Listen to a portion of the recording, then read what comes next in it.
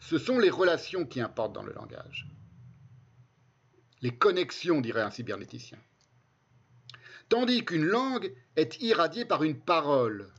Une parole, c'est dire un miracle, aussi patent qu'impénétrable, pour reprendre une expression d'Heidegger définissant le rapport de l'ombre et de la lumière.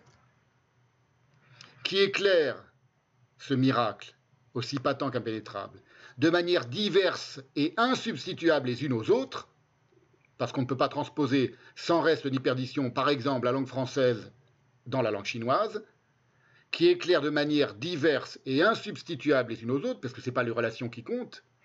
Les relations peuvent être elles-mêmes un élément de la langue, mais elles ne sont pas le tout de la langue, les relations entre les éléments de la langue, entre les mots, l'irréductible diversité des mondes des uns et des autres, de chacun des locuteurs de cette langue traversée par une parole.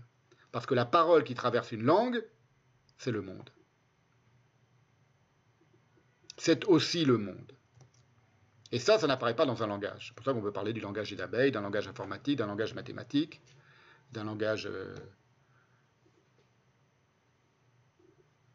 abstrait, mécanique, etc. D'un langage scientifique, évidemment. Il n'y a pas de langue scientifique, il y a un langage scientifique. Voilà. C'est pas très compliqué à comprendre, il me semble. Je vais vous donner, pour que vous l'ayez vraiment, vous le goûtiez vraiment avec votre simple pensée, écoutez simplement, et réfléchissez 2 secondes, et vous allez voir la différence entre une équation mathématique et une véritable pensée. Et une véritable pensée, elle ne peut pas être, elle ne peut pas se dissoudre dans un langage informatique, ou dans un langage quel qu'il soit, scientifique. Voilà donc quelques pensées célèbres que j'ai réunies un peu au hasard. Qu'aucune machine au monde ne sera jamais en mesure de créer, d'improviser, ni de comprendre. Voilà. Il ne faut pas se laisser impressionner par la cybernétique et par ce que eux appellent l'intelligence artificielle. On ne se baigne jamais 2 fois dans le même fleuve. Héraclite.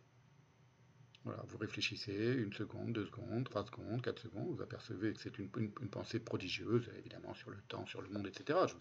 Je vous passe toutes les interprétations qu'on peut faire de cette phrase. Mais ça, c'est une phrase qu'un ordinateur n'aurait jamais pu trouver. Aucune intelligence artificielle ne peut trouver ça. On ne se baigne jamais 2 fois dans le même fleuve. L'être est, le non-être n'est pas. Parménide. L'être est, le non-être n'est pas. La rose est sans pourquoi. Angélus Silesius. Le temps est un enfant qui joue au dé, à l'enfant la royauté. Héraclite. Tu aimeras ton prochain comme toi-même. La Torah. Ça vient pas de Jésus, hein, ça vient pas de l'Évangile, c'est d'abord dans la Torah. Tu aimeras ton prochain comme toi-même. Être ou ne pas être, telle est la question. Et je vous choisis des choses simples, hein, simples à formuler, et prodigieusement profondes, et prodigieusement complexes. C'est de la pensée pure, c'est-à-dire la pensée, c'est intéressant d'ailleurs, il y a quelque chose de viral, elle vous rend pensif. La pensée vous fait penser.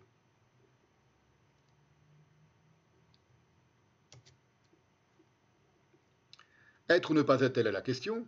Hamlet, évidemment. Il n'est pas bon que l'homme soit seul, je ferai pour lui une aide contre lui. Traduction littérale de la phrase en hébreu de la création d'Ève. Il n'est pas bon que l'homme soit seul, je ferai pour lui une aide contre lui. Ce sont les mots, voilà, en hébreu. Ça, c'est de la pensée. Ça vous rend pensif. Est-ce assez clair? Au fond, ce que j'exprime, ce que je suis en train d'essayer d'exprimer ici, la différence essentielle entre calculer et penser, comme entre langage et langue, le langage est du côté du calcul et la langue est du côté de la pensée, c'est pas très original. Lors de mes séances sur Badiou, souvenez-vous, allez les revoir si vous ne les avez pas vues, j'avais cité un des plus grands spécialistes contemporains de l'intelligence artificielle qui s'appelait Gerald J. Sussman, un Américain évidemment, qui l'exprimait d'une manière très simple, dans ce style fruste des geeks du MIT. Il disait, je vous recite, « En mathématiques, les noms sont arbitraires. Libre à chacun d'appeler un opérateur auto-adjoint un « éléphant », entre guillemets, et une décomposition spectrale une « trompe ». On peut alors démontrer un théorème suivant lequel tout éléphant a une trompe, entre guillemets. Mais on n'a pas le droit de laisser croire que ce résultat a quelque chose à voir avec de gros animaux gris. Alors, je vais... j'avais commenté cette citation à l'époque, je n'y reviens pas.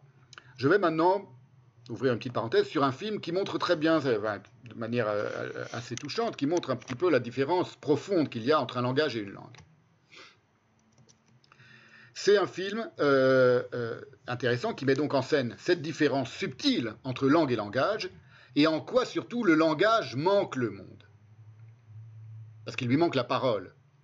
Alors que la langue, il ne manque pas la parole, la langue naît de la parole. Et elle naît sur un mode mystérieux. Et le rapport de la langue avec le monde, c'est un rapport lui-même mystérieux. Et ce film, il m'a intéressé, je l'ai vu par